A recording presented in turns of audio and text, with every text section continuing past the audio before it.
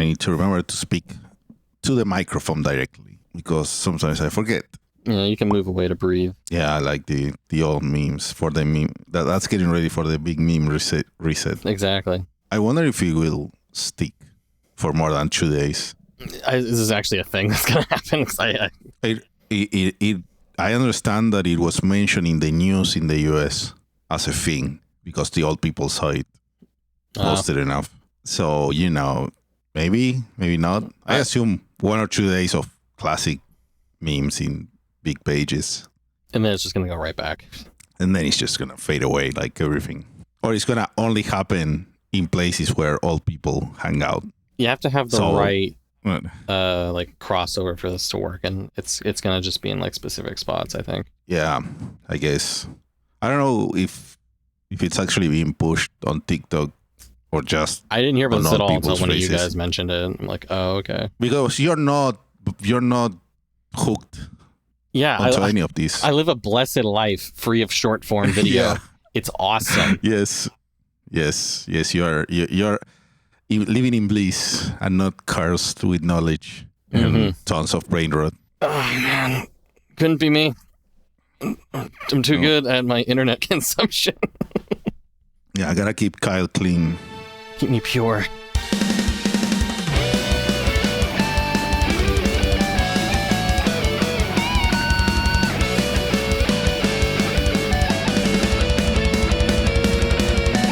Sup Nerds, welcome to Powerful, the Power Metal Podcast, the podcast about powerful music and even more powerful opinions. I'm Fernando, your host as usual, with my very, very good friend from the other side of the planet, Kyle. Kyle, how are you doing in this wonderful long weekend?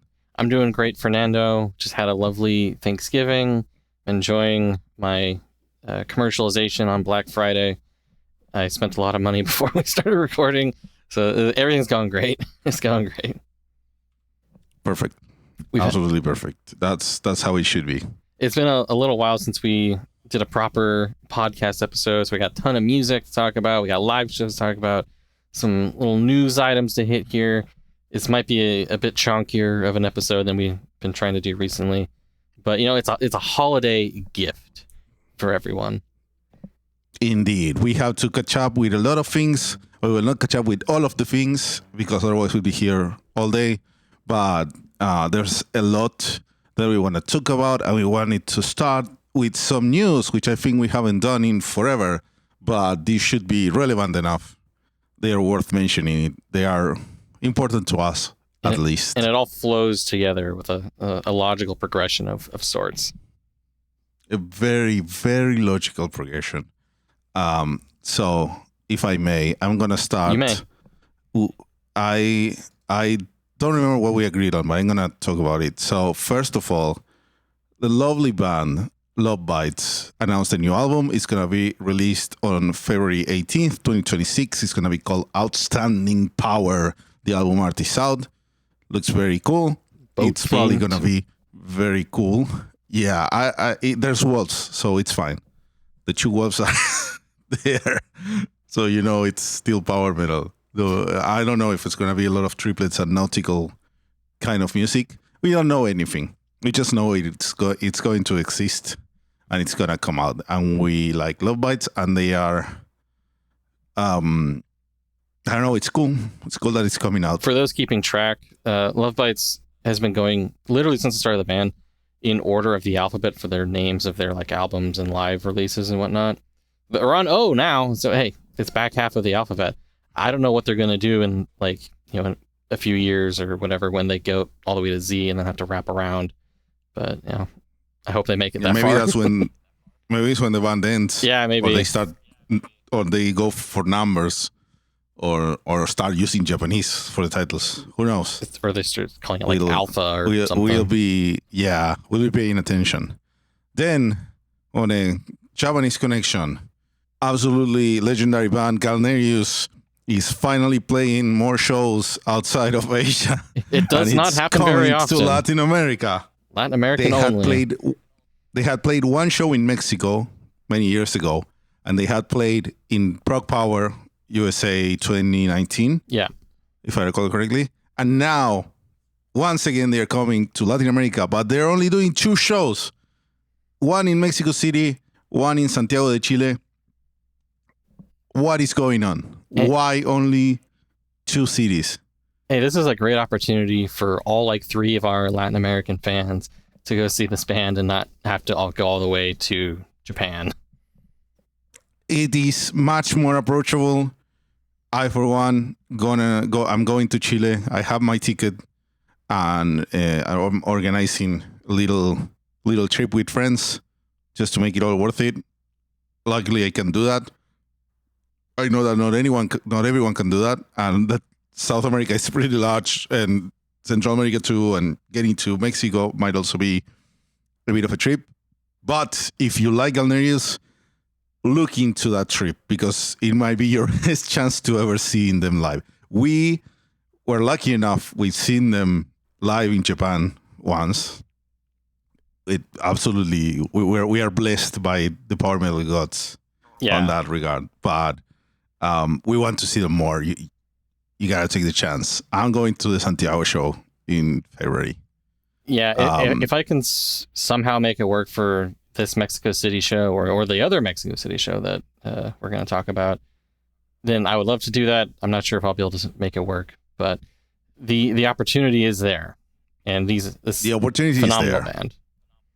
When you're seeing this playing live, you're just like, what is happening right now? This is real. It is so incredible, so much, so it's so worth it to see this band. If you like any kind of shreddy metal, you will love this live, because they are so. I've said this before. They are so much better players than anyone else in the entire genre. It's incredible. It's another level. It's the best, and I am definitely going. Why just Chile? I don't know. I know that it's expensive to do these tours. Usually, doing a couple Brazil shows is enough to make the other dates work. Yeah, in terms of money, because there's more people there. Like Sao Paulo and Buenos Aires, they could make easy money there, right? If they played Sao Paulo and maybe another show around there in Rio or something like that, there's enough people that would go. That then Buenos Aires would work too. I know Buenos Aires, it's a bit expensive to play right now. The costs are weird, but this is very weird. This doesn't. I didn't expect this to happen at all. We have Japanese artists playing in Buenos Aires. They do the full South American tours. Galneryus definitely has the size and the presence of brand to pull it off. No idea what's going on. Well, it's really weird. Can always hope for more. I mean, this is as unique an opportunity as any. Yeah, and weirdly enough, there are another really cool show happening also only in Santiago and Mexico City.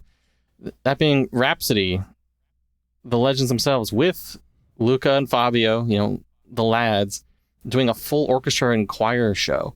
This is nuts. And again, it's only in Santiago and Mexico City.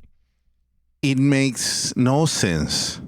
And I don't know why. Investigating, these are not the same people putting them on. It's a completely different route they took to end up at the same 2 places. As far as I can find, it's not the same booking company. I don't know what the deal is here. I understand. So the Rhapsody show is very unique. It's a full orchestra and choir on top of the band. So that is another level of touring, right? Because you hire a local orchestra, a local choir, and you have to work. It's a different monster. But why just Mexico and Santiago? Please, you're killing me. Why I also have a ticket for that. These 2 places are just Chile going off here with the cool power metal shows. This show will be in July. The Galneryus show is in February. So I have to go twice to Santiago in 2 completely different months. And it's going to drain me. Because this is an even it's an equally unique show, maybe more unique. Because we are getting the Rhapsody reunion lineup. Let me pull up the chart so that we know what we're talking about. as you can see on the screen, if you're on YouTube, this is very easy to understand. But the deal is that the current lineup of classic Rhapsody technically doesn't exist, but now it will exist again with this. It's what we got in the farewell reunion tour back in 2017, 2018, like that then became Turili Leone Rhapsody with the Zero Gravity album. But then Luca split from there, and then Fabio was touring with everyone else as Fabio Leone's Dawn of Victory. And now for these shows, Luca is back in because he really likes, like he has said many times, he's sick of power metal. He doesn't want to play guitar. He was focusing on piano. He had some medical issues, I think, that have impeded his piano playing a bit, but not his guitar playing. And he really likes the idea of playing without an orchestra, a live choir. It's like what he actually wanted to happen all along. Yeah, I think the orchestra angle is what's kind of like got him back into the game here. Yeah, that's the hook. That's the hook for sure. So we're getting that Rhapsody lineup for only these two shows and nothing else. Because fuck you. Possibly never again. And that is just gotta go. And it's just in Santiago and just in Mexico City. So I bought my ticket for Santiago on the day they were released. And I bought one for a friend that I convinced to come with me. Like, he'll figure out how to pay for the flight. We'll figure that out. We have time till June. The next day, the tickets sold out. Jeez. So they announced a second date. And I'm not sure that was sold out yet. I haven't checked, but these are good numbers. And this is an important show up. People are craving it, for sure. And this is all in parallel to Rhapsody of Fire, which are still touring. They are doing a full South American tour. I think they were already here. I didn't go to that. But that is already happening in its own alternate universe. The parallel timeline this of is Rhapsody the OG. of Fire. Yeah, exactly. And then if you know, like, Fabio also has all his other things. One fewer thing one now, of them though. is not happening anymore. One fewer thing now for because Fabio. Fabio is no longer Angra's lead vocalist. And this comes after Angra went into an unspecified hiatus. Sort of. They said, we are going to do our final, this tour. That was the anniversary tour of Temple of Shadows. And they said, after this tour, we're just going on hiatus. We're going to work on our own solo things. That's when, that was announced right after Fabio started touring with Dawn of Victory, and Felipe was doing things with Kiko, and also his prog band. He also played on the Sonic Symphony shows with Adrian, and the other guys were doing all their own things. So it seemed like, okay, they are just taking a long break. Who knows when they are playing again? Turns out they're playing again. And then not even 8 months, not even 8 months later, they're gonna play again because Angra is doing a reunion show. So they're pulling the Rhapsody and Halloween and all that. While they were touring this Temple of Shadows anniversary show, Edu Falashi was doing his own solo tour of the anniversary of Temple of Shadows with his band. And now they are doing a big-ass reunion show, not just with Edu, but also with Aquiles and Kiko. So we are getting the lineup from the Temple of Shadows era, from the Edu era, the current Rhapsody, and they are having Alirio Neto, who was on Shaman, to join for that show. They say that it's just for that show. They are doing a big show as a headliner on the Bangers Festival in Brazil. And this is happening at the end of April in 2026. It's a big deal because that is a festival that has a lot of international bands, and they are putting a local band essentially as the big headliner.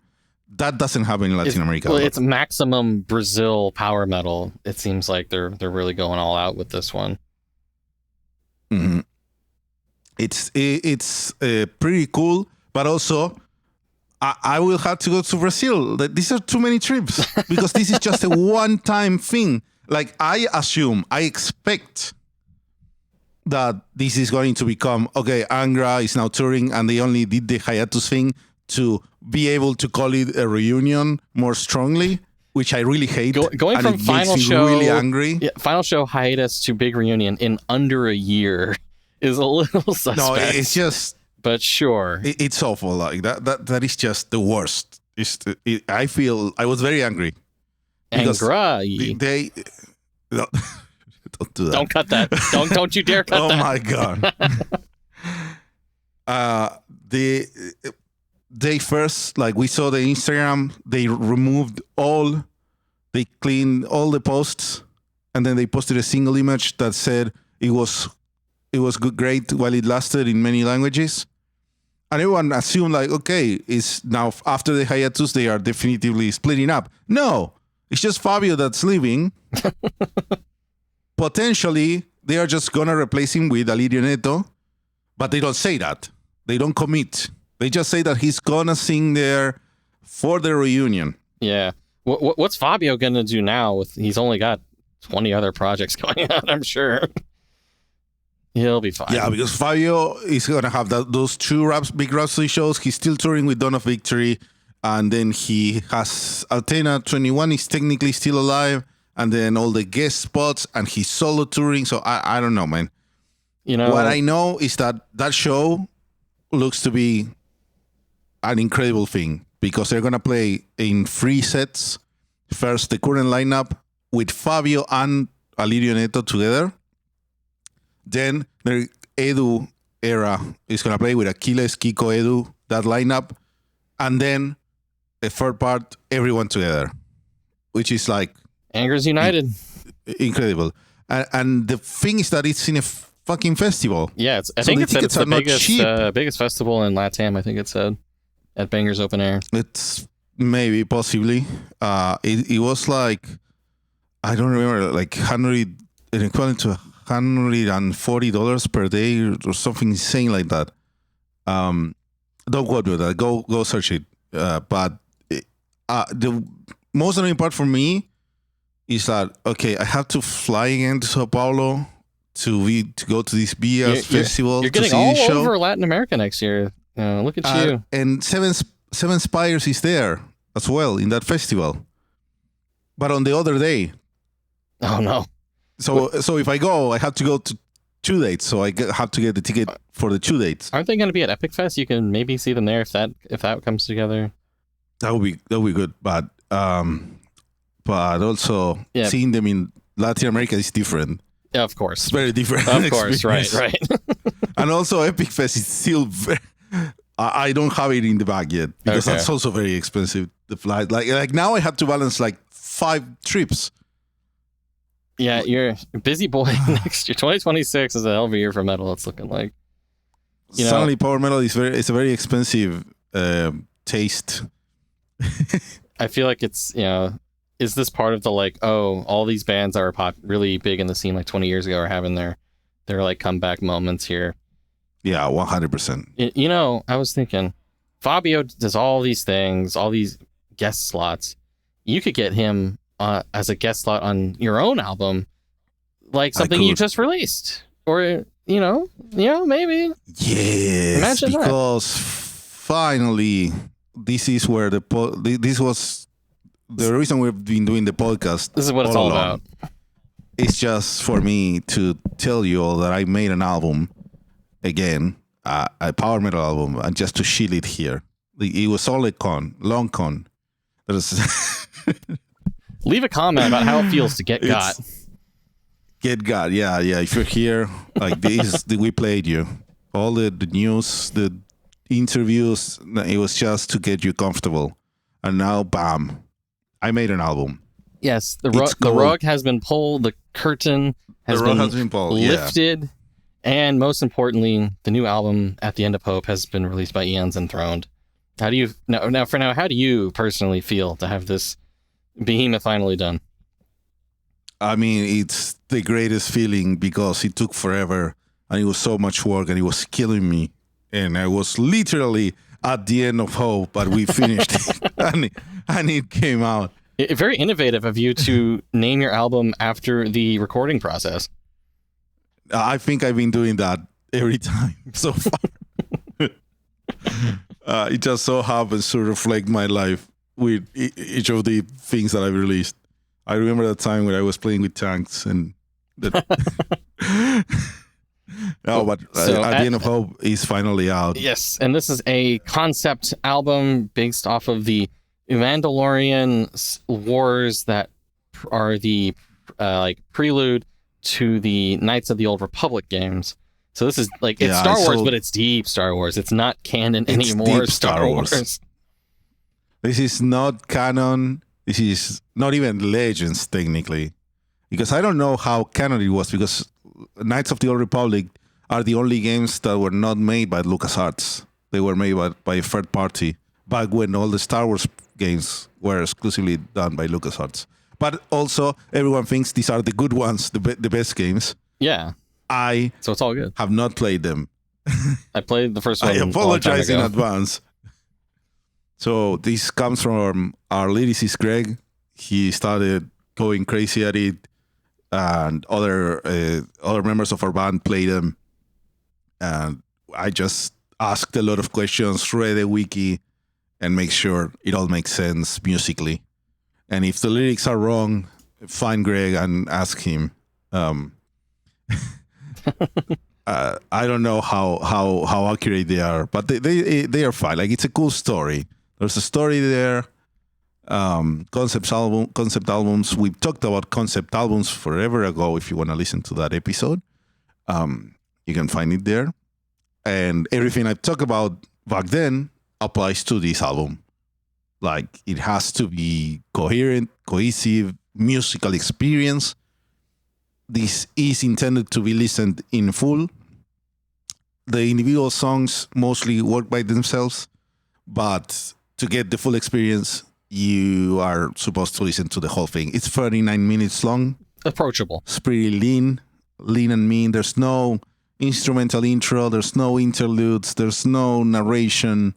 Things that I despise in our genre. You see, all the little things, when you make your own art, you can just do it the way you want it. It's great. Yeah, exactly. That is the best part. That is the absolute best part. Some of the concept album things you guys do in this, you've got, every singer is playing their own individual character in the story. So if you're into, let's say your old Avantasia style of things, this is a good way to, bring that in. The four vocalists that you've got here, I guess, protagonists, if you will, you've got Sosos Michael from Gloryhammer as Revan, everyone's favorite protagonist of sorts. Yeah, that's the thing. He's not the protagonist in the games either, I think. I don't even know, man. I know that in the story he's spoilers that we won't get into. Yeah, exactly. But yeah, Sosos is Revan, who is our main guy. And then we have Nikki Rowe, who joined Eons some time ago. She's been on a couple of releases already. She is playing Mitra Sutrik, the Jedi Exile. That I think in the games, you know her as the Exile. And in this album, you learn why, essentially. She's mostly on, is it Mass Shadow Generator that has a lot of her? Yeah, Mass Shadow Generator is her song, her main thing. And then she's on as part of the Jedi group in other songs. And then you can't have Revan without Malak, of course. Of course, we have our Daniel Carpenter boy doing Malak, doing the evil brother. Let's say that the bad influence that pushes Revan into being a body. It's a classic story. I think it's a classic story because it feels like Dune in a way. It's imagine if Star Wars pulled from Dune. Yeah, who could have thought? Who could have seen it coming? He's just a bad influence there, pushing him into the dark side. And then we also have star guest Matthew Corey from Fellowship playing Mandalore the Ultimate, the conquering king. A very different role for Matt beyond like the Fellowship work.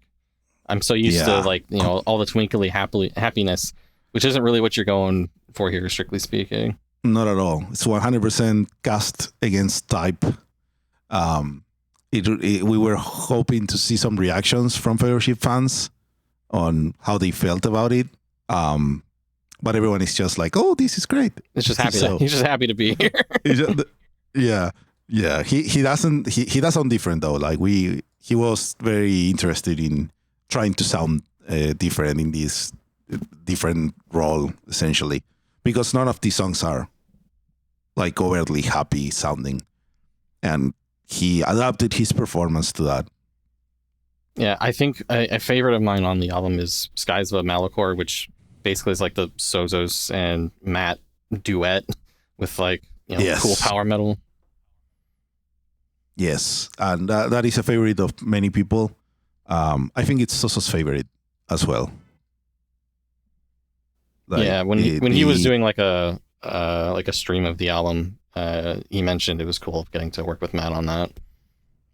Mm-hmm. Yeah, that's a song where they are just trading parts, and having both of them harmonizing throughout the choruses is like my ideal power metal song. So it was great to have that work out. If I remember correctly, Skies of Malachor also it incorporates like the melody from the Once You Defied, like the earlier single. Yes. So you're doing the whole concept-y leitmotifs coming back in type of deal. You know, we love to see it. Yeah, because in the story, in the Once Who Defied, which was that first single we released 2 years earlier. It's almost 2 years ago for the first single. Almost 2 years ago. Yeah, no, the production was messy, but we got there in the end. But that's like in the context of the album, that's the song of like, we are all doing what we think is right, and we are being heroes for what we think it's right. But then when Skies of Malachor happened, Sosos is fighting Matt, and eventually Sosos wins and kills Matt.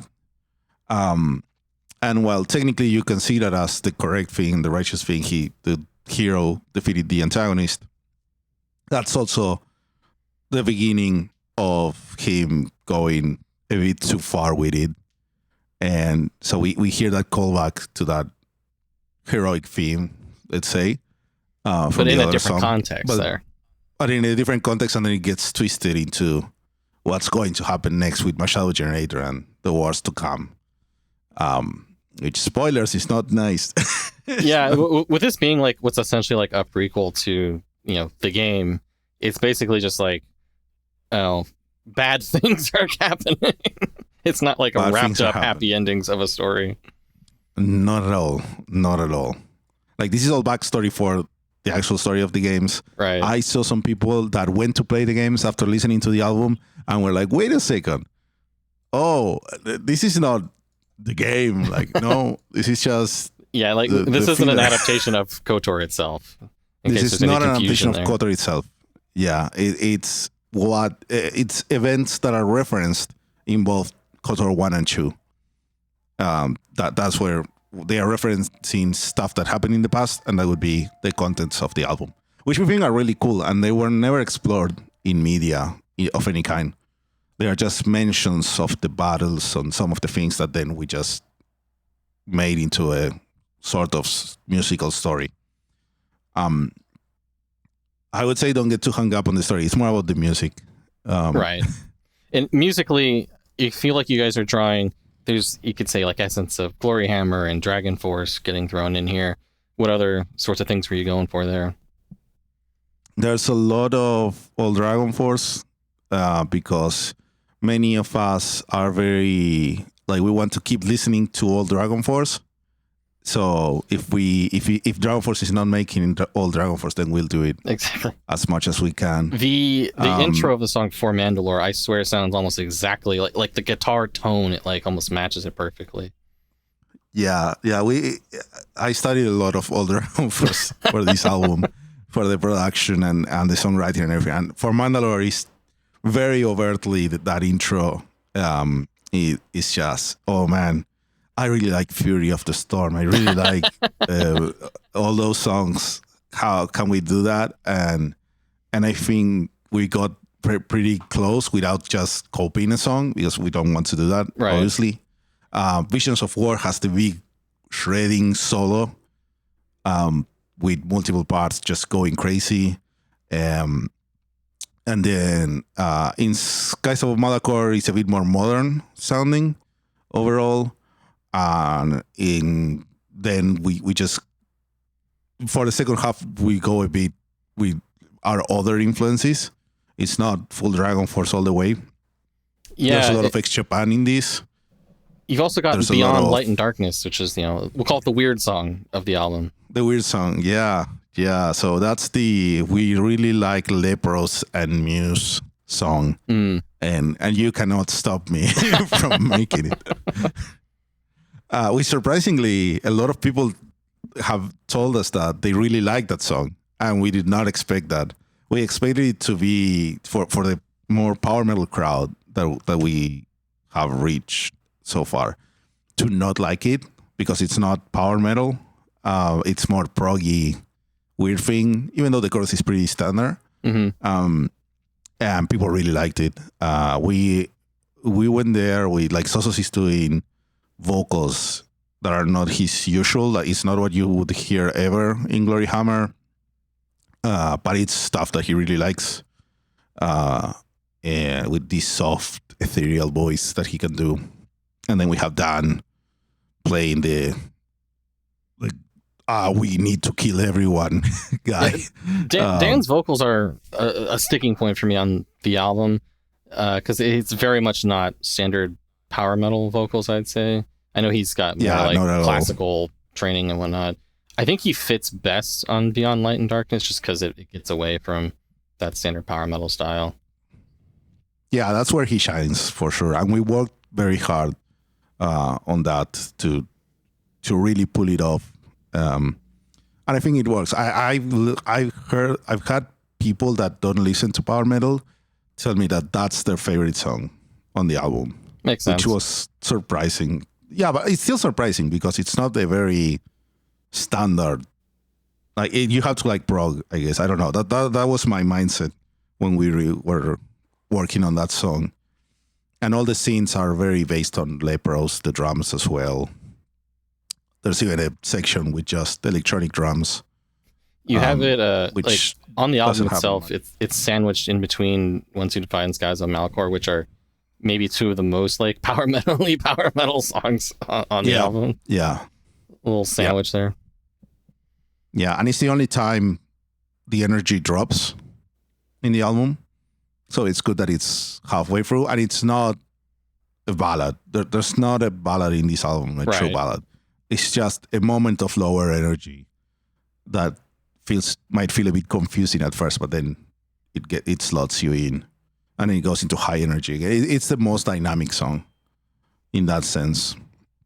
And most of the rest of the album is just full beans all the way. The last song, The Wars to Come, includes, like, the end of the war to end all wars. Was this a intentional Sabaton homage? They invented wars, They invented wars. I the first time really rude of them to do that if you think about it. Yeah, really. The first time I saw the lyrics that Greg had started writing for this album, I saw that phrase, the war to end all wars, which is also mentioned in the first track, Visions of War. And I just started laughing. Like, I couldn't believe it. We gotta keep this. And it is like the main thing between the first track of the album was one of the last ones we wrote. The first and last track were the last tracks to be written. And And that phrase, the war to end all wars, felt like we have to do it in the most high-pitched power metal we can. So you get it in the first track when it says, I see visions of a war to end all wars, which is what, like with the Jedi future sight or premonitions, that Revan is thinking, oh, we have to go to war to end all wars to bring peace. And then you have Matt's side, which is, I will bring you a war to end all wars because I will conquer the Republic and destroy everything, and there will be no more enemies. But in the wars to come, then it goes all the way. Once you win that war, you realize, oh, I need to keep everything, to keep peace. There will be no war to end all wars. We will keep fighting and just, we are the bad guys now.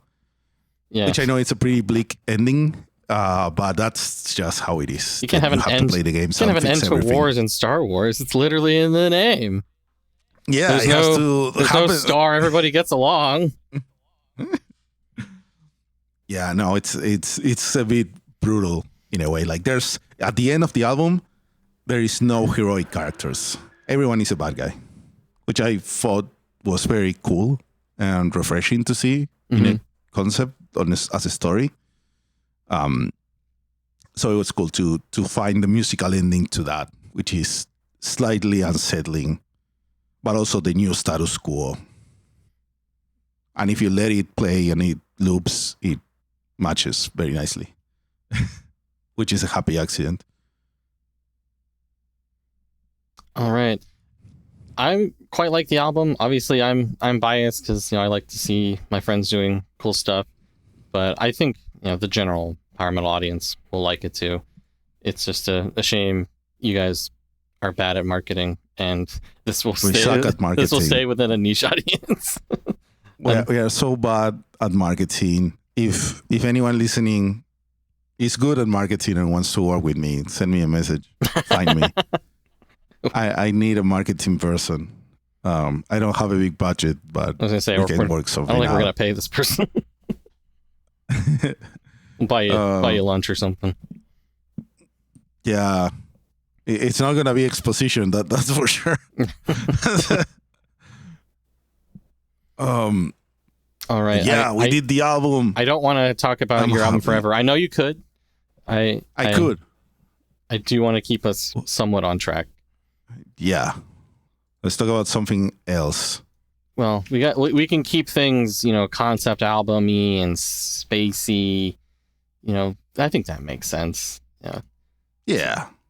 So I want to talk a little bit about Aedan Sky and their debut album, The Universal Realm. We talked about a single from these guys earlier this year, and now we've got the full release. This is a side project from the guys behind Galneryus, a super happy sounding power metal band. This is a project they've been doing to embrace sort of a riffier, sort of like gamma ray Halloween-y style of power metal beyond just like a freedom call-ish type of thing that they might be a bit more similar to in their standard work. Overall, I'm a big fan of this album.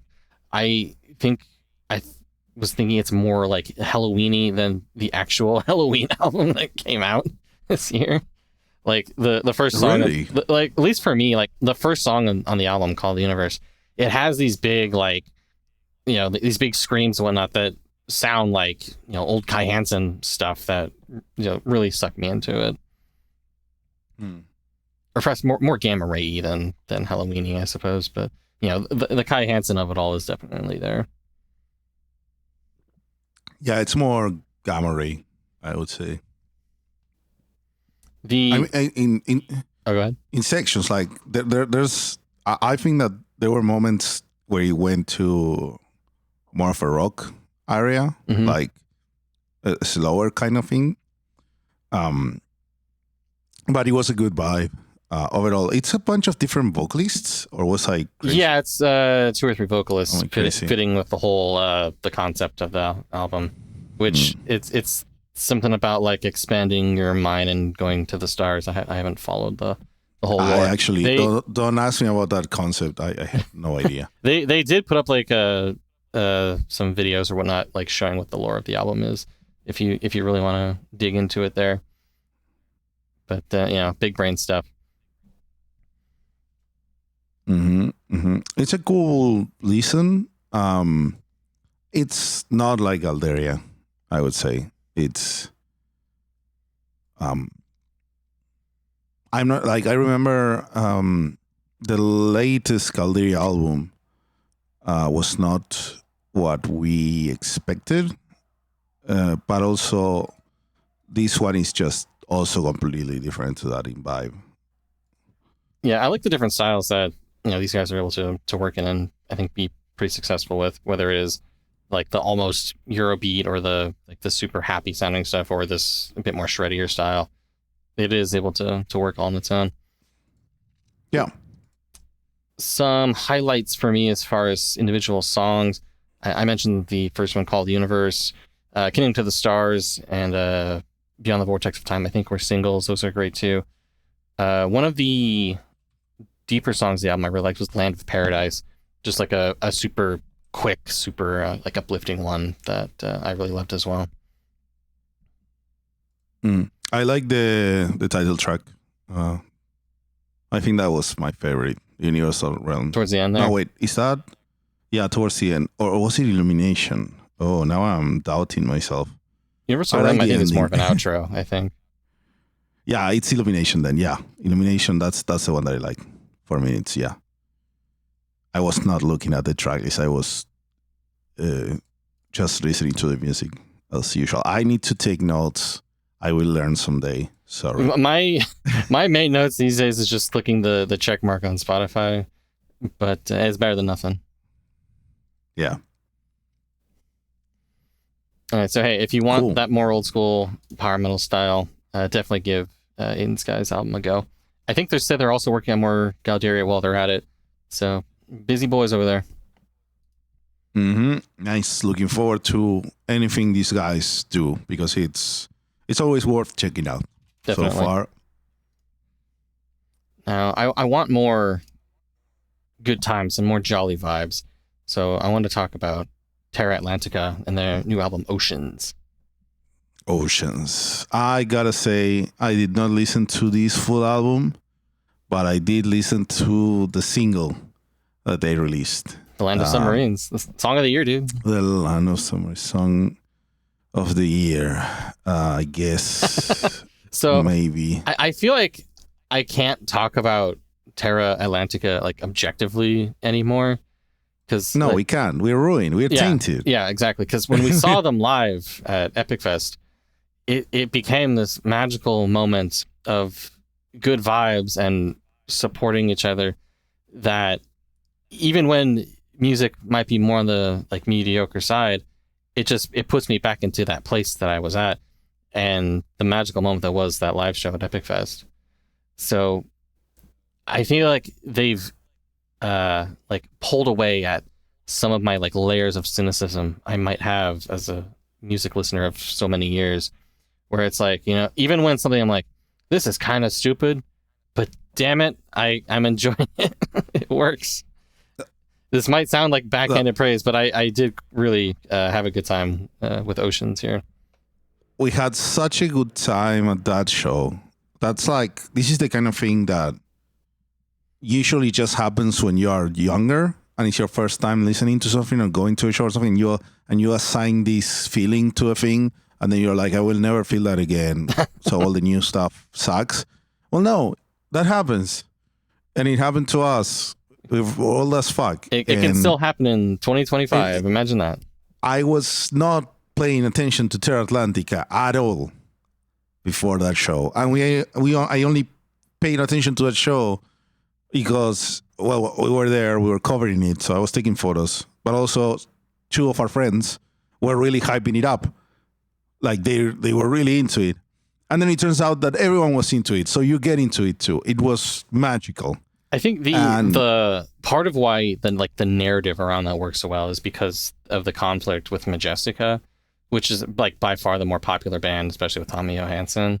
So having the people who were there be the people who really wanted to be there, I think lended to this like underdog, dedicated set of people who are just like, no, this is the real shit here, you know?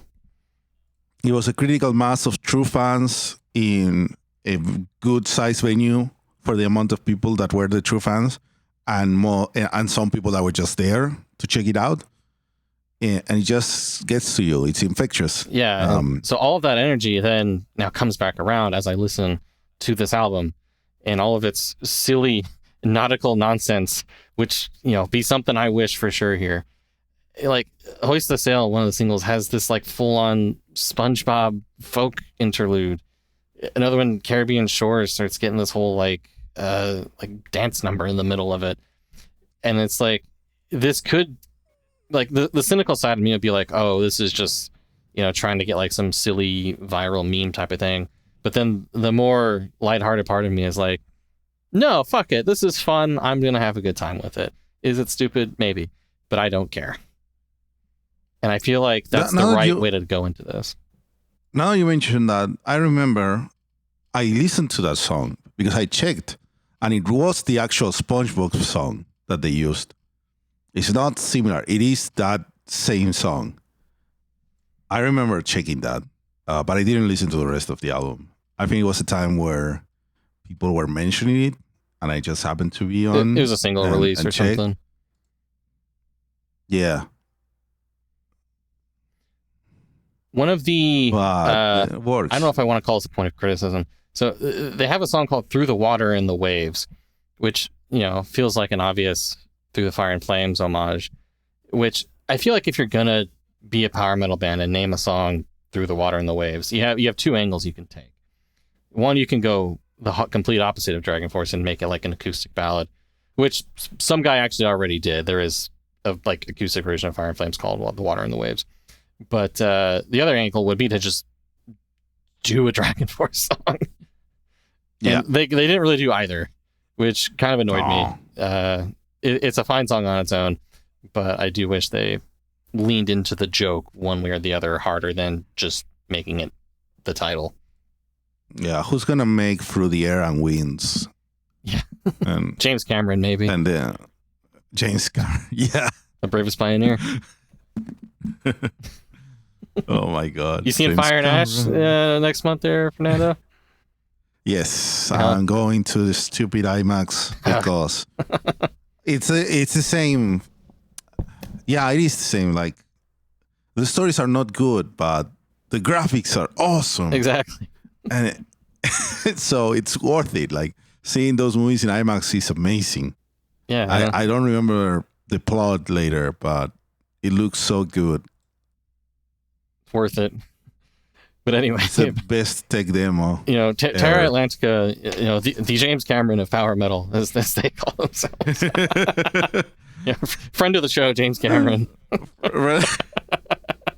He really would like the vibes because he's all about the submarines and all that, right? Yeah, he's exactly. Going to the depths. The land of submarines. Yeah. That's where James Cameron lives. It's his thing. Like, and like that is a catchy song. They even have like the submarine like sonar fucking sounds as part of the song. It's so dumb. They're doing it right. They're doing it right. They definitely. They're doing it right. I also wanted to good job, Terra Atlantica. Yes, I think as far as like individual songs for me, I've talked about Land of Submarines being a really catchy one. Back to the Sea and Turn of the Tide are some good like fast power metal, and then the long song at the end, Oceans of Eternity, also quite liked. There's some cool keyboard bits in there, a really strong melody towards the end as it all comes together. Jesus, the fucking sonar sounds in Land of Submarines are so. Why did they do that? Song of the year. They had to. Yeah, sure. Why not? So please listen to Terra Atlantica's album. You know, when I was at one of the live shows that we're probably going to talk about later, I was talking to a guy there, and he mentioned really liking Terra Atlantica.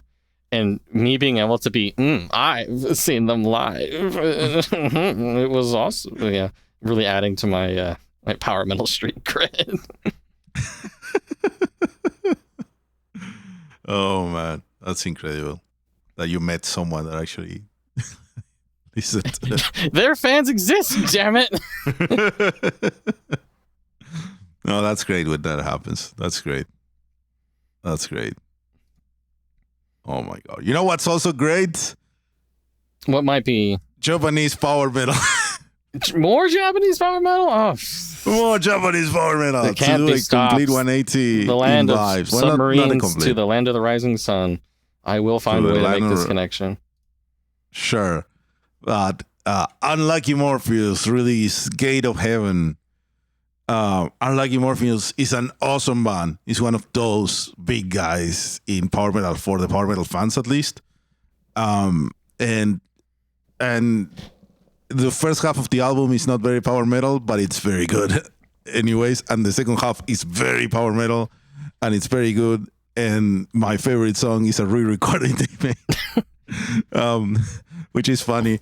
But anyways, let's say it so properly. All right, Unlucky Morpheus. They are a very like violin heavy power metal band. You know, there's them, there's like Winter Age, there's like maybe Elven King. Not a lot of violin focused power metal. And I think these guys are definitely on top of that extremely minimal list. Yes. They like having an actual violin player in your lineup is always cool and so rare. So it's great to have this. Technically, Galneryus counts because Shu plays violin, but he hasn't done it much. It's not because he really a plays guitar. focus of the music like it is here, where the violin's omnipresent. Yeah, no, here is like, yeah, for sure. Especially during like solos where like it'll be like dueling against the guitar or complementing it. It really works well. Yeah. And definitely. It's been like 3 years since their last album. I feel like they just had one, but I guess time isn't real anymore. Yeah, definitely. They are very. They are always releasing something. Well, because they have like It's their either side live projects recordings- with the like, because they have like their harsher Yes. stuff that they also do, like the Orpheus thing. Mm-hmm.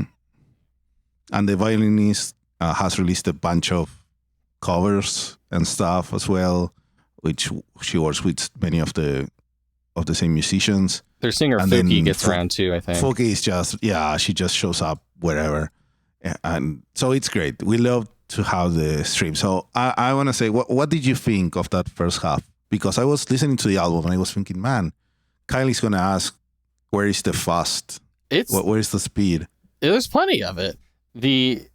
Especially, well, like you said, the latter half definitely has more of the like power metal, like Ready for a New Stage and Sakura Chevalier are definitely favorites of mine. But even the more like bouncy, dancey stuff in the first half of the album, I think really did work well. It's catchy. The single Convergent Rays was one that really got me going too. I love the chorus of that. But then even like Savior After God are all... Yes. There's a couple songs whose titles are in Japanese. I really like pretty much everything on this album, even the less power metal stuff. It's perfect. It is just excellent musicianship. It's catchy. The singer's great. Violin's great. I really just like all of this. That makes me happy because I really liked all of it. But I did really like the re-recording of Satsuri Kono Miseria. That's from like one of their EPs a few years ago, right? It's from 2014. From Affected. Oh, a few years ago, 2014. No, that's what Google says. I had to check because I don't remember. Is that real stuff. Google or AI Google? No, real Google. I don't use AI Google. Yeah, it's from their album Affected, which is probably before many people listen to. Before I was listening to Unlucky Morpheus back then, but I just don't know album names or releases. I didn't get into them until I I think with Change of Generation in like the late 2010s. It's kind of where they kind of blew up for me. That was the big one, Change of Generation. Anyways, I love that. I when I was listening to the album and then that song played, I had to check. Like, did it jump? Because the vibe is very different. Yeah, it definitely does stand out. Like, clearly seeing that it's a recording from also. But I love it so much. So I am going back to listening to all of the old like Morpheus stuff. It's not that I don't like the album. I really like the album. Full of great songs. Could do without the instrumental interlude and the intro, as usual. Yeah, sure. But I really like it. But I like so much that old style. That song in particular, actually, just to be totally honest. Tatsuriko no Miseria. The name is in Japanese characters. Yeah, it is hard to recommend. Oh, yeah, the second song with the name completely in Japanese. You just have to Google it and find the... Yeah, like Sekai Rine is the second one. It's annoying when it's on Spotify because I can't like drag and copy and paste the name of it. That is annoying because it doesn't. Yeah, it doesn't search cross alphabet. I don't know what it would be, like Google does or YouTube does. Anyways, awesome album. Big recommend.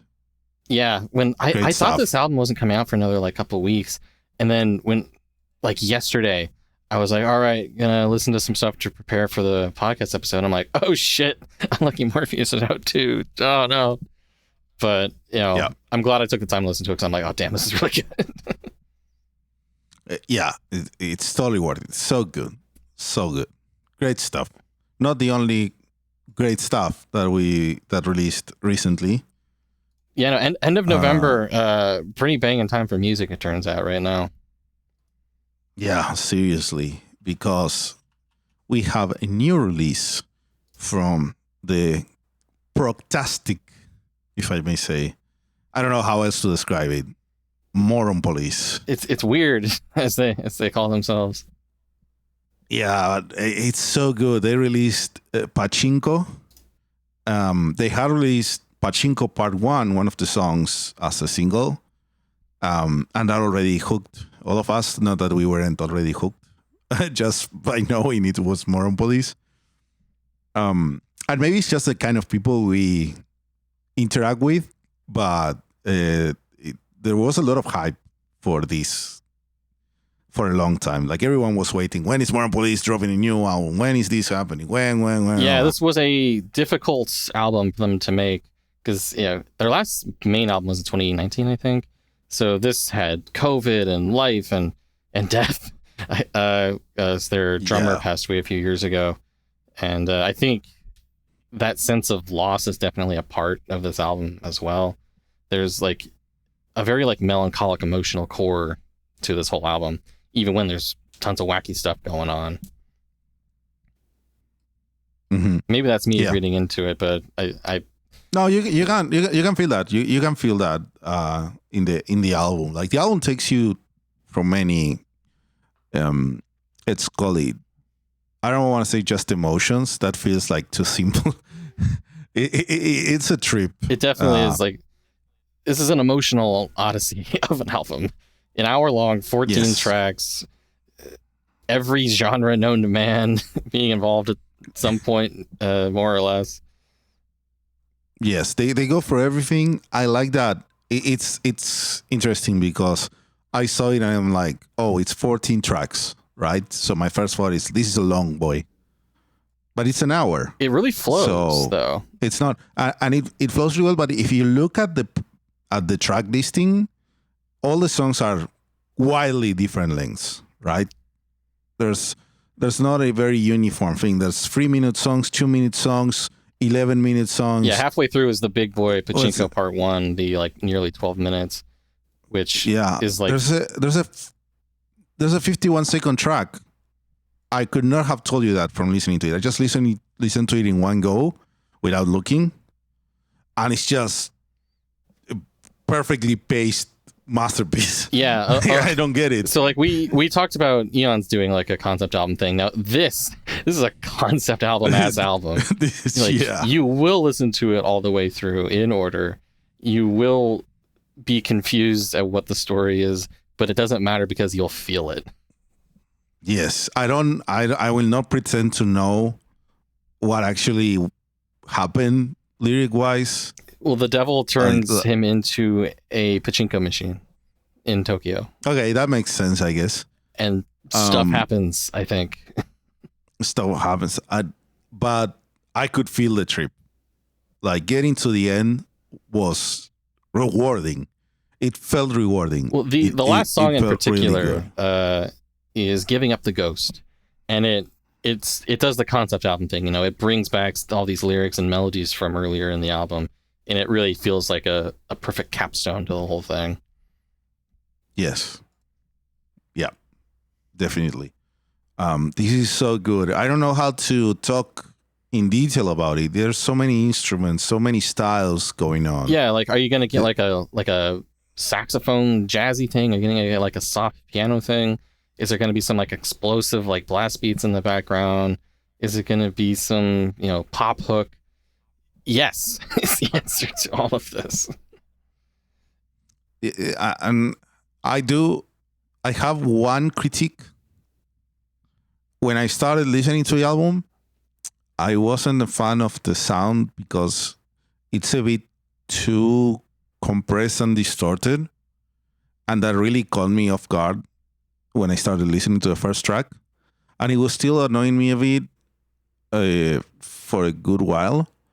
But I think it was around one of the passages on Pachinko Part 1 that it just clicked and it stopped being a problem. Would that be a result of like whatever platform you listened on, or? No, I bought it and I downloaded the FLAC and I listen in my fancy speakers. Do not question my listening just methods. Just making sure. If I say this, it's real. Okay. Please. Is the bad production in the room with us right now, Fernando? It's not bad. That's the thing. It's not bad production.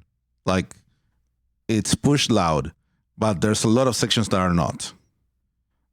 So when I got into it, I eventually, like, the album got me into it and it felt more intentional. And especially by the end, I wasn't even thinking about it anymore. Yeah, I can't say I noticed any of that, but I'm not as sensitive to it. Yeah, it's something that generally annoys me personally when it happens. But and I think it's worth mentioning just in case someone else is interested in this kind of thing. But I really, it became a non-issue, not even halfway through. And I really like the changes in the dynamics, the general sound, how full it is to how bare bones it becomes, and then it explodes again. And we go through so many different musical landscapes. It's just so cool. Yeah, and the fact that it can be this like chaotic and diverse while not feeling like it's lost the plot in a way. Like, there's always still that's incredible. It's still catchy. It still feels like it's a coherent thing on its own. There's always some emotional hook or a musical hook that's pulling you through. It doesn't feel like, you know, I'm not enough of a music nerd to appreciate these time signature changes. Like, no, it's not that style at all. Like, when we say prog, it can mean so many things. This is not music for musicians. This is approachable. You just have to let yourself get into it. Yeah, of course, because if you are close to all the changes, then you'll just go, "Oh, I don't understand." No, you let the album guide you and take you through the trip, because the songwriting here is marvelous. Yeah, something I've really liked about the promotional cycle for this album is, so the album art is this gorgeous thing with a ton of different animals on it, and every single that they release, they zoomed in on one individual animal, which is almost like this album as a whole.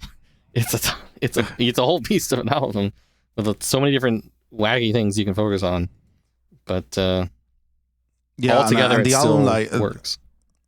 The album art gives you that vibe. It's not just the animals. It has the 4 seasons represented, and it with very different color palettes. All the animals are very different between them, different attitudes. It's gorgeous. It's a gorgeous painting. It's controlled painting. Controlled chaos is what I think I might call this. Controlled. Yeah. I like the cut of their gibberish. You know what I'm saying? But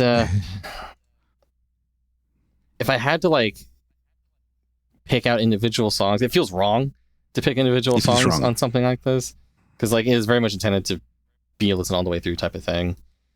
Like you could, I mean, just listen to Pachinko Part 1. It's kind of a cop out to say, yes, listen to the long song that has a ton of stuff in it. If you want. It's like the sampler plate for the album. Some other highlights I want to put in here. I really like Cormorant, I think the 4th song. That one feels very grief-stricken, and it has this just really like explosive finish that I really loved. And also the last song, Giving Up the Ghost, is just a beautiful finale. It's hard to say listen to that when you haven't listened to the rest of the album. Yeah, but it is really good. I wonder. I've only listened to the album in full, and I don't know if Giving Up the Ghost would work the same. Would hit you the same way. Definitely if you listen to it on its own. Like you should. It's 1 hour. It's so worth it. Yeah, like this is like this isn't even. This is the least power metal thing we're talking about today. But I don't care. Exactly.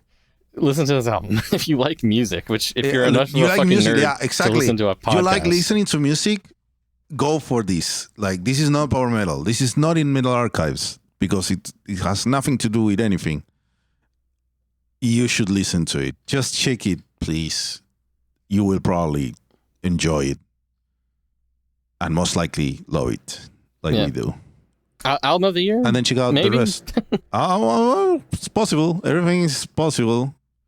I am so lost on what albums we listened to this year. Like time is so confusing right now. I had to look at your thing, your list. Yeah, I'll bust out the spreadsheet. But this is so good. I'm gonna listen to it many times for sure. Definitely, it's one of those things where I know every time I listen to it, I'm gonna be picking up on more. Yeah, and all the lyrics are on Bandcamp if you want to peruse those and try to piece it all together. Yeah, I think my next time listening to it will be following the lyrics along to get even more into it. That's something that I never do on my first listens. You just want to feel it. I don't know. You know, I mentioned this in the show a couple of times. My brain does not parse lyrics really much without intentionality. And I just listen to music a lot. And I just listen to the music. But I like getting into it eventually. And in this case, it feels like it's going to be very rewarding. Definitely. All right. We will move on from the Pachinko Parlor to the Ultimate Utopia, which the French melodic death metal band Aephanemer has a new album called Utopia, which is not how you pronounce that. I don't care. I'm not French. Utopia. Sure. Utopia. Yes. I really love Aephanemer. They have such a, like, for me, like a pretty unique identity within the melodeath space.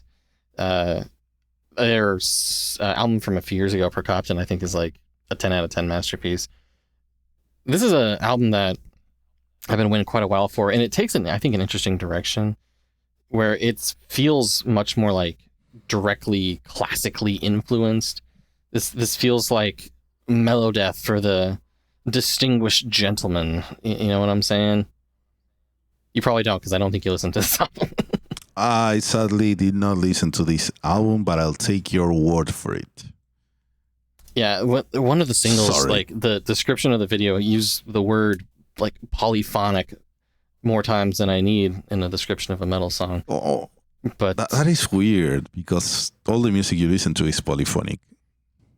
Yeah, but I don't want to think about that. It just means more than one note at the same time, more than one sound at the same time. Yeah, that's something that these guys do a lot. I feel like is they'll have like these melodies almost like battling each other for like your headspace. That's cool. Like these songs, less so than like their earlier work, are less like, oh, here's just like a cool metal song versus like this feels like almost like a classical movement in a way, the way it like sort of sweeps back and forth on top of having, you know, blast beats and harsh vocals. Mm-hmm. So I don't think this is going to be like as much of like a crowd pleaser album as some of those earlier things, but I've really enjoyed just kind of having it as like a soundscape to lose myself in. I think about halfway through the album is where it also really starts to pick up for me with just really catchy stuff where everything, all different components really start to click together. And it has like a big grand finish with Utopia Part 1 and 2 being 8 and 9 minute long songs to all get into. Plus there's an 8-minute song before that. It was a big boy album. If you want to just really lose yourself in some like highly melodic melodeath with all the titles in French, and I'm not going to attempt to butcher too many of them. You can try. Well, there's Par-delà les murs des Cils is one of my favorites. There's there's one that I'm guessing is Chimera. One's Counterpoint. They probably don't say it that way, but there you go. There's one about a river. La Rivière Souterraine. That's, I assume that means river. Yeah, subterranean river. I don't know. I don't know French either. Big year for French music. You know, we got this and we got Claire Big Obscure. year for French music. You know, it's two albums. That's enough for a big year for French music. Or isn't Galneryus French? Am I? They are French. Yeah. So boom, Aedan Sky. What we got? France. We got talking about Japan on this. We a bunch of Latin America earlier. We're all over the place. All over. Yeah. Power metal is global. Yeah. Moron Police are Norwegian, I think. So, yeah, we'll never have guessed. Yeah, no. Yeah, it's Norway isn't just black metal burning down churches, okay? They have layers.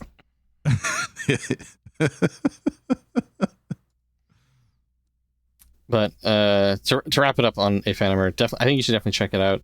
This is one that I know I'll be coming back to more and more as I think I just need to keep peeling back the layers as I really dig into this one. Maybe I should look up translations of the lyrics too while I'm at it. Mm-hmm. That might be cool, yeah. That could be cool. And something I really appreciate about Aephanemer is they pretty much always include instrumental versions of their songs too. Which that's nice. If you're not into harsh vocals at all, you have that option to still get the and you can do else. The karaoke. You can just sing along. Exactly. That's nice. I should do that. So a lot of good music in the last few months here. I'm happy that we've had so many things to dig into here. Yep. On top of that, we've been going to a bunch of shows. It's been a busy couple of months. We went to a lot of shows. It's also been a while since we did an episode for us, but yeah, I like that we went to one show that is the same technically, just in our different locations for the same-ish tour, which is Gloryhammer, even though in your case, I assume it was a shorter set list because they were not the headliner. Yeah, so I went to the Alestorm Gloryhammer Glyph show in LA a couple months ago. Thank you to Glyph for getting me access to the show as well. Very nice of them. So this was, I think, technically part of Alestorm's Thunder Fist tour, which is they were the main headliner of all of it. Yes. Overall, really cool show. All the bands are just like, these are professionals who have been doing this a while, and they know how to put on a fun show. And these are all bands I think we've talked about seeing multiple times.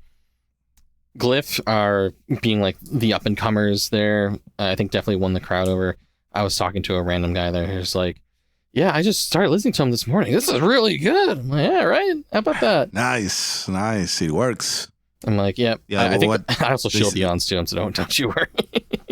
Yes. It's easy to shield Eons at a Gloryhammer show specifically because it's like, hey, you like Sozos, here you go. Yeah, that's the easiest. The cool thing about this Gloryhammer show, this was the first one I've seen where they had Mike actually playing guitar as opposed to fake keyboards, which I think they've been doing for a little while now, but it's the first time I've seen them doing that. Which it's probably more fun for him to actually play. It also, I think it's much better for the show. for the people watching. Yeah. Because we actually get more guitar action, more live music, not just the acting. It's very good. It's a very good choice, and he is a very good player. Definitely. Yeah.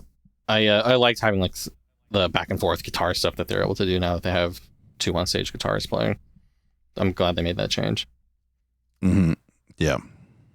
Aelstrom also puts on a fun show. Since they're touring with Glyph, they can have Barbara fill in for basically Patty Gertie's parts on the various Aelstrom songs where it's needed. That's very convenient. So the LA crowd was fairly rowdy, especially during the Aelstrom show.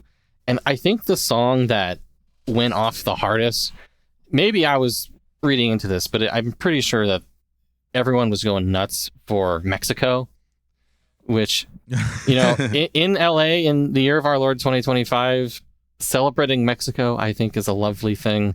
Who knew that Aelstrom would be so political? Even our that's cool. But that was fucking sick. I really enjoyed that. Yeah, and that's the crowd, right? That's the people there going for it, and it's good to see it on that side of things.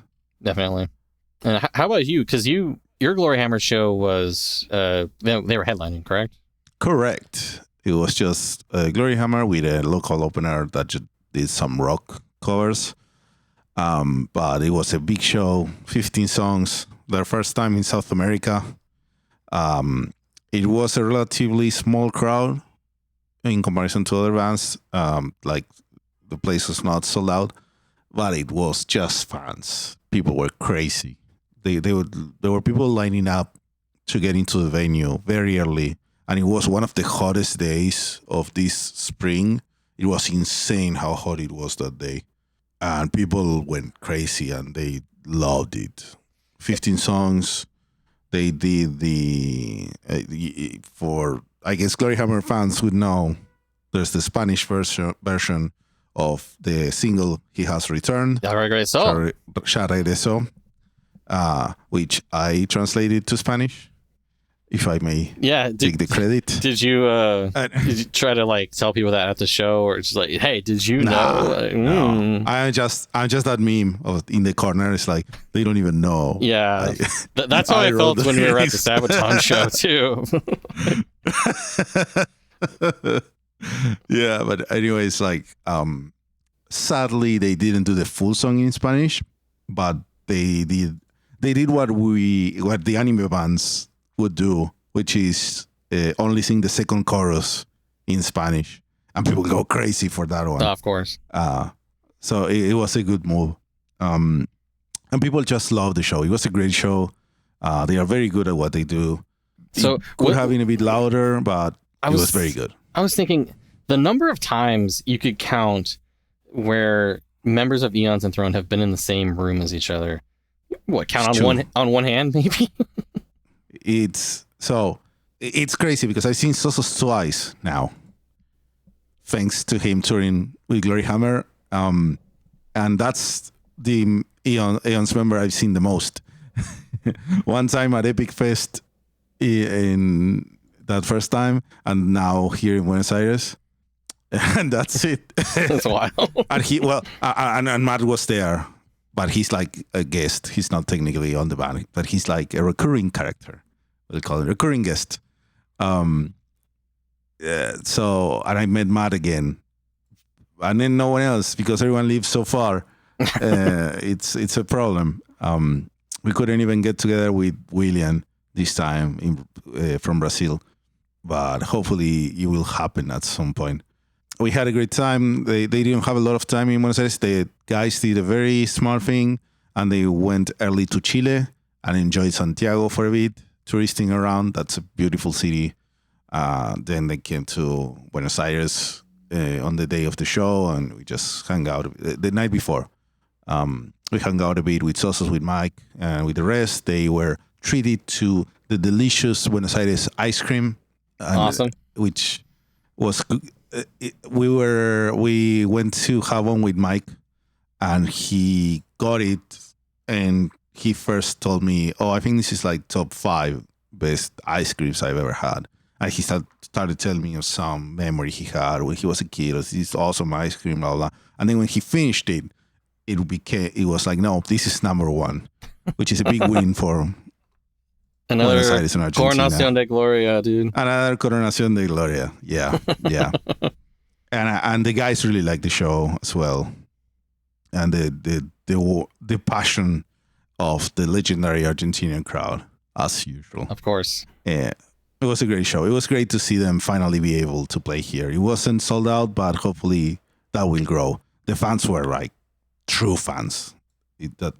It's only gonna grow from here, which is great to see. Awesome.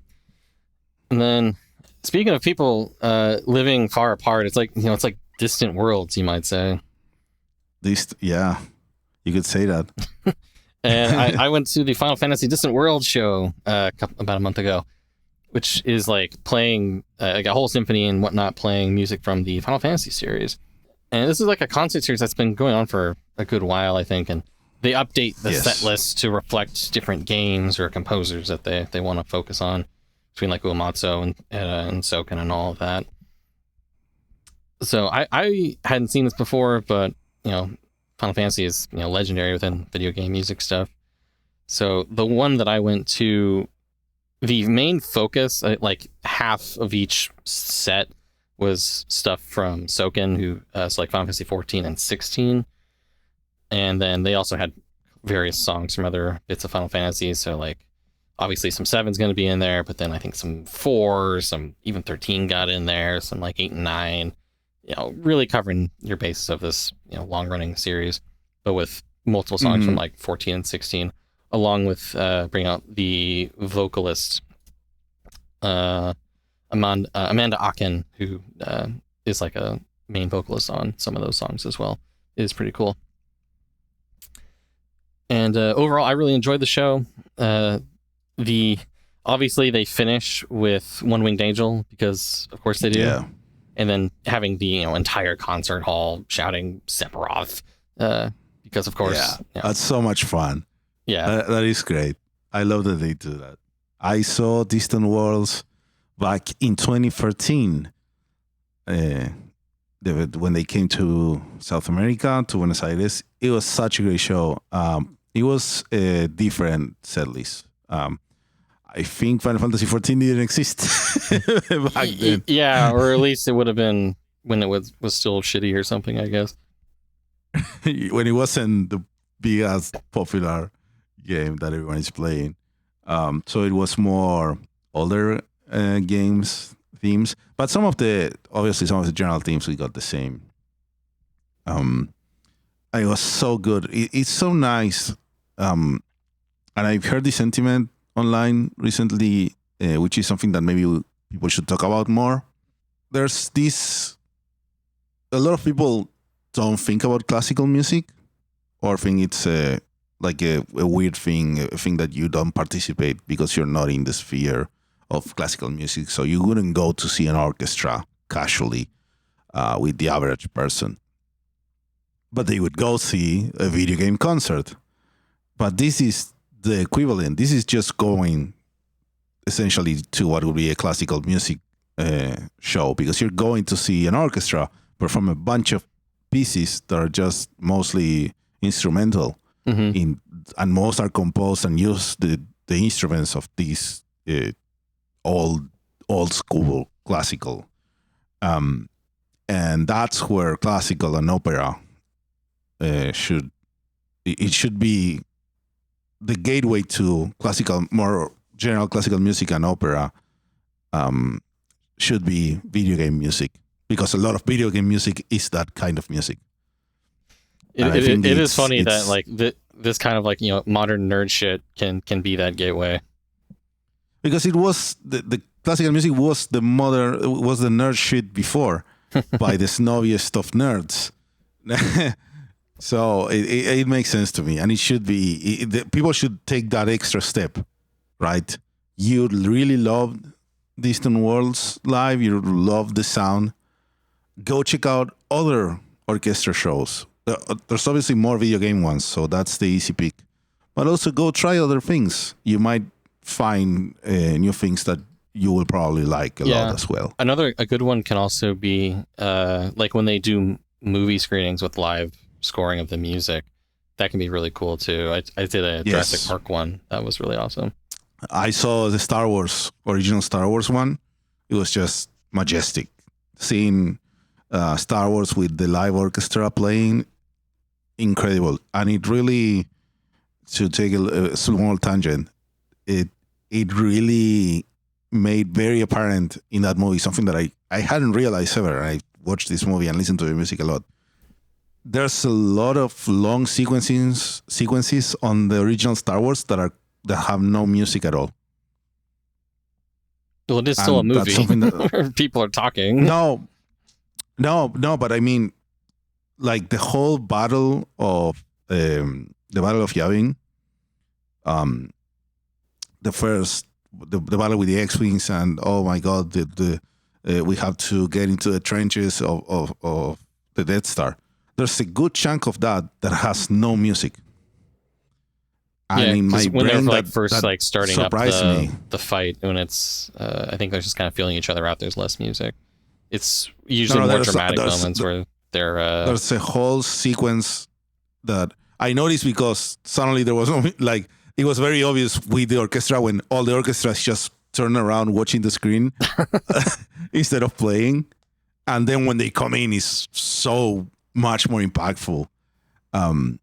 And it's so good. So those shows are always great. And I remember going to this Distant Worlds show back in the day with my friends from the anime club in university. Mm-hmm. And I remember also it was like that day, you could tell that everyone there was just someone that would never go to see classical music of any kind. And there's a bunch of kids just pretending to be dressing for the orchestra with suits that they have never worn in their lives and they would never use again. Dressing up. The various outfits at the show was very fun because you had people who were dressed totally casually. You had people who were dressed up rather fancy. You had cosplayers, which was cool to see. And I saw at least a couple guys wearing battle jackets, which I'm like, sure, why not? That because that just makes sense. I remember that it surprised me because my friends were like, oh, we have to dress up for this. We have to dress fancy. Like, I don't have fancy clothes. I just put on my black shirt and that's Hell it. Yeah. And I guess I had a sort of jacket, but it was a zipper jacket. I don't have anything. Was like, no, I got this dress and blah, blah, blah. I'm like, well, you don't dress like that ever. Yeah, I don't have anything like specifically Final Fantasy, but I have a shirt from the band Paladin with their Black Omen Chrono Trigger song. Yeah. So I'm like, okay, that's close enough. That's close enough. Yeah. Yeah. This is a really cool show. In my show, Nobuo Uematsu was there playing. Oh, damn. So it's special. Extra special. Of all of the cosplayers at the show, I think the most popular, there were a lot of Aeriths. I think that was the most common one I saw. Huh. And then, I saw some Tifa. I saw some stuff from 14 who I don't know the names of. There was a Jill from 16 there. The music from 16 is really cool. I'm glad they focused on that and got some of my favorite tracks in there. Well, we can keep talking about Japanese music because, hey, I also saw Lovebites. They did another North American tour, coming to a very strange collection of cities, including San Luis Obispo, which it felt really weird just driving 15 minutes to go to a show, and I'm super happy about it. I talked to a couple people there who they said they drove down from Sacramento, which is usually where we get some of the power metal shows here. I'm like, oh, sucks to be you that had to drive 5 hours this time. But oh well. The show itself, pretty cool. Lovebites have a pretty banging show where it's pretty much just all killer, no filler. Lots of fast songs, lots of shredding. I was a bit caught off guard by how short the show was. It was only like an hour of them playing. When they did the whole like fake encore thing, like 50 minutes in, I'm like, wait, am I right? What's going on here? But yeah, that a short show. Yeah, it looks very short. I'm surprised because it was their show, right? Yeah, their headliner. It's their tour. Yeah. That's so weird. Because they have songs. They have a ton of songs. At Prog Power, I'm pretty sure they played an hour and a half. So and that's like at a festival. You think when they're touring, they have more time. Yeah, so odd.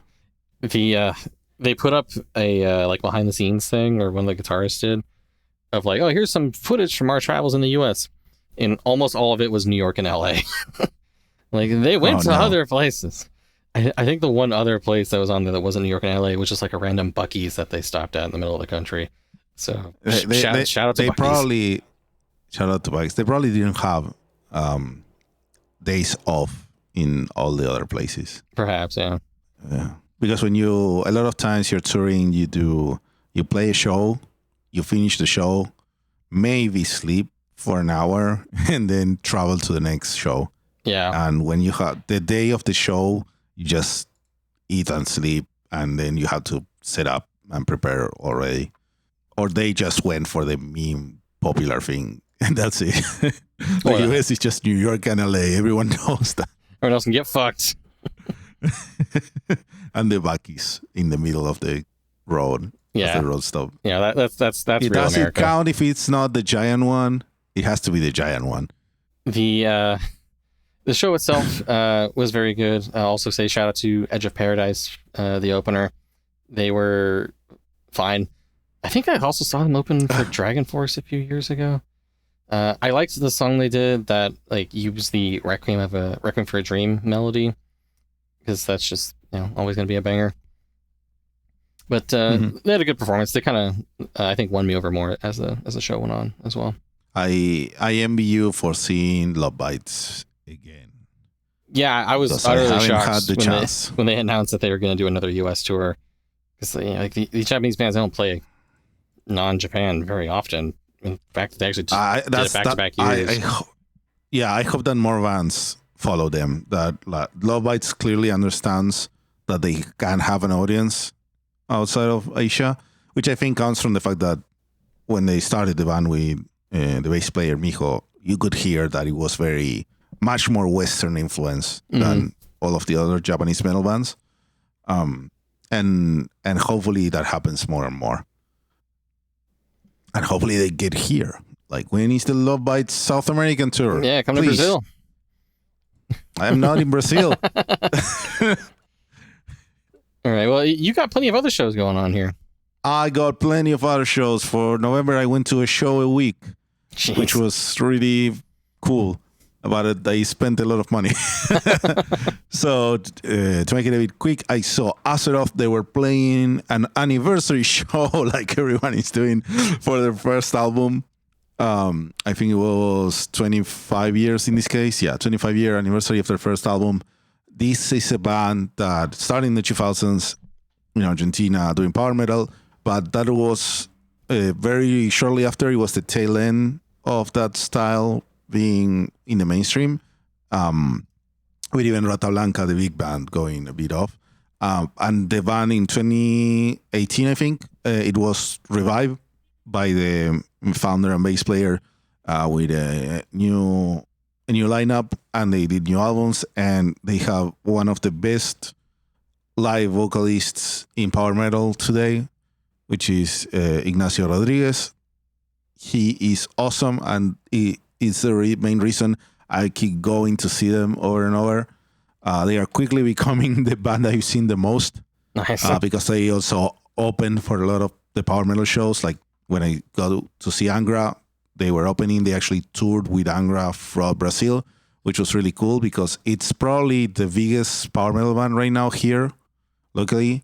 They are playing a lot of shows. They are getting tours. They're getting some international shows. So that's great to see.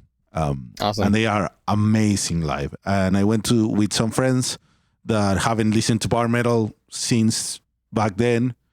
So they were living the true nostalgia moment. They had one of the they had the vocalist of the band Imperio, who was opening and also made some songs with them because he was in one of their, I think he was on their first album before they got their other vocalist. And he was at the top of his game. He was sounding really good, which is something none of us expected. because you know how it is with some of those vocalists after they haven't been active for a long time. But this guy was sounding great, and they did some songs together with Ignacio. It was absolutely incredible. They did a Rata Blanca cover, which was great. 15-song show, amazing, incredible, splendid. Then Speaking of Rata the Blanca, big guns. Rata Blanca did an anniversary show of their second album. oh man, It was the 35th anniversary of their masterpiece second album. Well, not masterpiece, but the big one, which was Magos, Espadas y Rosas, that translates to Wizards, Swords, and Roses. So this album is almost as old as I am, right? I don't have a memory of listening to Rata Blanca for the first time. I mean, I'm about to go always see listen to Rata Blanca. the Blind Guardian show for an album that's older than I am, so it's fine.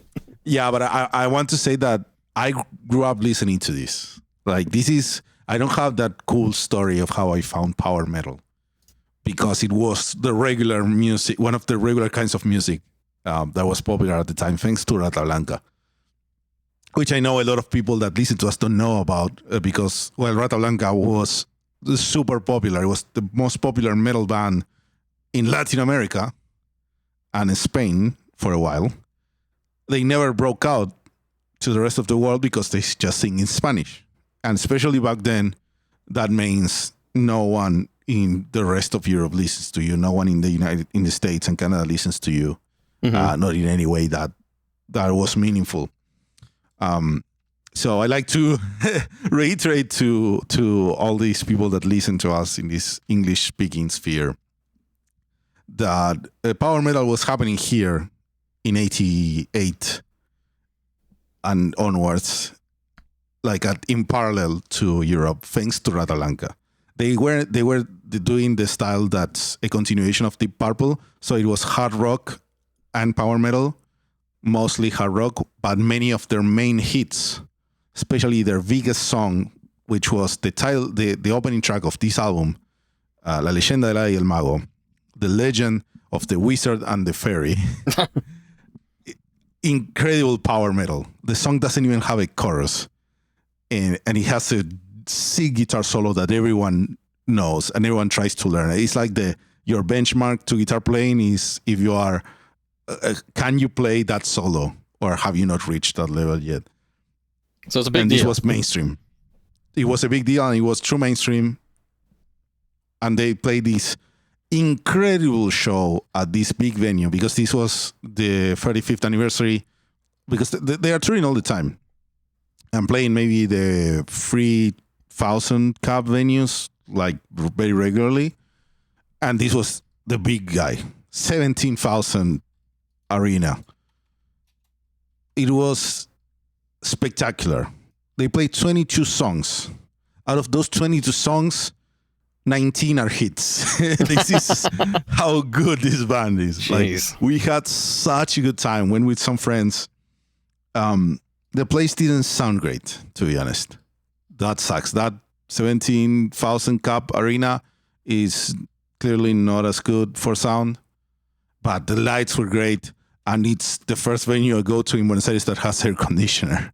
Hey, that counts for a lot. Like, that's first world right there. That's incredible. But man, this show was so good. The Rata Blanca has changed a lot in its lineup recently, but the main two guys, the guitar player and the vocalist, they are still there. The vocalist sounds incredible for being like 60-something years old and living the rockstar life. It was so good. He didn't trash his voice over the decades.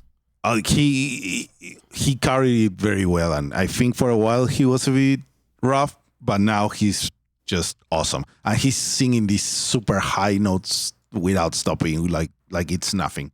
It's incredible. For a while at the start of the show, the vocals were a bit quiet. It got to the point where the crowd started chanting to turn up the vocals, and it got a bit adjusted by the halfway point. But the sound of the place was not really great. But we still had an awesome time. They played on this very, very big set list. The 7 songs of that album were in there. just not in the straight up order. Mostly because the big song La Leyenda del Mago, you cannot, they can't just open with that. They always close. It's the second to last song in all the shows, and it makes for a better show. It was so good. I have seen Rata Blanca several times. I will keep going to Rata Blanca shows as long as they play, because this is so good. Such good music. Go listen to Rata Blanca, please. I made a playlist for power metal fans to listen to some choice Rata Blanca songs that you will probably like, and I will link somewhere. Yeah, it's also in the description. This thing. Go check it out. They are so good, man. So good. Don't be put off by the language. We've been talking about lots of like really impressive vocalists. So what if you had a show that was tons of that? All the vocalists. So I saw Avantasia just last night at the time of so it's fresh recording. Very fresh in my mind. Very long show. 20 songs. Your first time seeing Avantasia, right? No, it's the second time. I saw them back in we were already talking about it. I talked about it in the show. We were already doing the podcast. It's the time which you always corrected me, because I kept saying that it was the first time I saw Adrienne Cohen live, and you kept telling me, no, you saw her with Angra at Rock Power 2018. Right. And Avantasia show was later. I remember like you guys saw Avantasia first, because they did a show in the States, and then they came to South America. Right. It was forever ago. But I remember you correcting me every time, because you were right. Well, I was just stupid. A man's got to do what a man's got to do. Yeah. But how was this show? Yeah. Oh, this show was so incredibly great. Like, this is a big shocker, but all the vocalists are good. That's kind of the point of Avantasia. I know you were not expected, but so I was talking to a friend that was there as well after the show, and he was sad that we didn't get Jorn and his songs. Yeah, he's not on the most recent tours. Yeah, but it's okay. There's plenty. I was surprised by the amount of songs from the last album that they played. Yeah, I mean, it's a long show. It's like 3 hours, and a good chunk of the first half or so is stuff from the new album. They played 5 songs from Here Be Dragons. It's actually the Here Be Dragons tour. Technically, yeah. And that's the name of the tour. That's what the t-shirt says. And I was surprised, because the people knew the words to all the new songs. Like it felt, usually that doesn't happen. Usually I'm used to people being very the oldies, the good stuff, especially with a band that has been going for so long as Avantasia. Yeah, and like when I saw them earlier this year, and the response to the newer songs was not to Toby's liking, and he ranted about it for a bit. So when you said, I think he rants every time. Well, I think he likes to do that.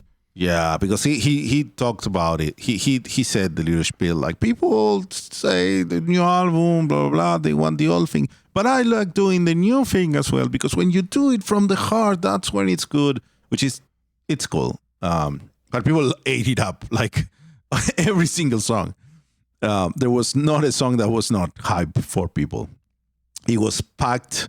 It was so hot in there, because back to a regular show with no AC. In a regular venue, a smaller venue, and man, people went crazy for everything. And I gotta say, I was most surprised by Kenny Lecremo, the vocalist from Hit, because I wasn't very familiar with him. I didn't recognize him. He's such a good vocalist. Yeah, he's good. I hadn't seen him before. He looks the part. He honestly, I was looking at it, it's like, oh, this is Bruce Dickinson lookalike. And he's so good, and he put everything. He went 150%, and it worked every time. He was harmonizing with Toby or with anyone else. He was awesome. Tommy was awesome as usual. He has so much grace in his voice. He can be so delicate. Adrian was there. doing the backings and also going up front for a couple songs. Like Reach Out for the Light, he just went up front. They played that second song just to start it. Just have a banger early on, yeah. Very high. Yeah. And it was banger after banger. And it was so warm in there. Toby mentioned it a couple of times that it was so hot. It was like he said he wasn't sure he could pull off the long songs because of how hot it was. They did, though. But it worked out. Everything worked out. It was great. Yeah, absolutely great. I wish Avantasia still had Book of Shallows in the set list, because it makes for a really cool moment to have Adrian like come down halfway through and start doing like the harsher vocals in the kind of in the middle part of that song, when she earlier parts is just like the backing vocals. Yeah, she does some harshes. I don't remember exactly in which song, but she had a little more. It wasn't like a big moment like that. I remember that was when I saw them last time. That was the Moonglow tour. I think that was on the set list. Where Toby makes a whole thing about pointing out specifically that she's doing harsh vocals and whatever. Now she does much more with Kiara as well, who also did a fantastic work on Farewell. Yeah, she does a really good job with that one. And Lost in Space as well, like everything. And the Seven Angels, that ending, and it's actually 7 of vocalists, which is so stupid, but it works it's everyone. And if it happens to be 7, then cool. It happens to be 7. That makes it extra cool. So it was awesome. Absolutely awesome. If you can see Avantasia, go see them. You do not know the songs, it doesn't matter. Go see the show. It's worth it. It's just cool music. And what I really like about Avantasia shows is they're really long, yes, but because the vocalists are always swapping in and out, I think it really makes it flow better. It's always fresh. Yeah, where it's like we got a new thing coming on. And it's like, oh, hey, that guy's back. All right, yeah, let's go. Yeah. Hey, you had Tommy Karvik's on there as there for you too. Yeah, he's cool. He's cool. Like it's Tommy Karvik, Herbie Langans, Ronnie Atkins, Kenny Lecremo, Adrian Cohen, Kiara Tricarico. Those are everyone, and Toby, right? And the band is very good as well, of course. I don't remember the. You didn't have Bob Catley at this one because I don't think he travels with them anymore. No. I miss when I saw them last time. Jorn was there. The Mr. Big guy was there. I forgot his name. Eric Martin. Yeah, Eric Martin was there. I saw him with Avantasia, but I guess he wasn't this one. Yeah, I don't think he's touring at all anymore. I don't know. I have to check. But I was remembering, oh man, Eric Martin was here. It was so cool because I really like Mr. Big as well. But yeah, and the set list, I don't know, man. Everyone loved everything.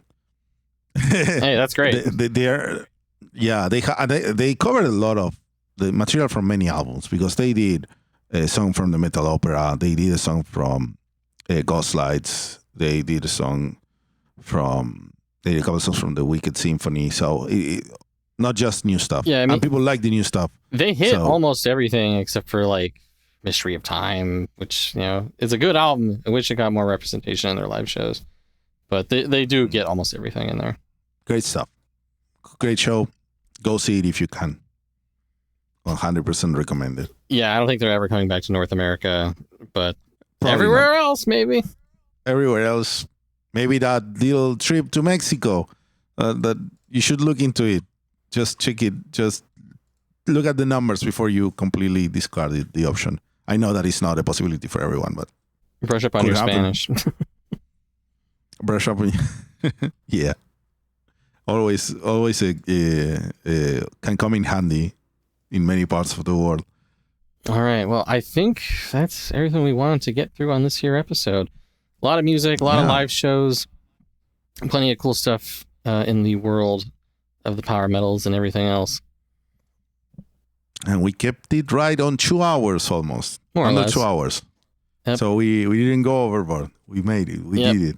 And I've got Blind Guardian show coming up. Super, super stoked for that. And nice. We can probably get into some of our favorites of the year once we wrap that up. None of this, picking the best in like mid-November that some people do. We're a real outlet. No. Yeah, we want to know actually who is the best on the year. Then the year doesn't end until the end of December. Exactly. Oh man, looking forward to going through your list to remember what I listened to, because I don't know what came out this year. You gotta have a list, man. We're professionals. Yeah, we'll do it. We'll do it properly. Whatever. That's it. Alrighty. Episode ending. Stay powerful, people. Thanks for listening. Stay powerful.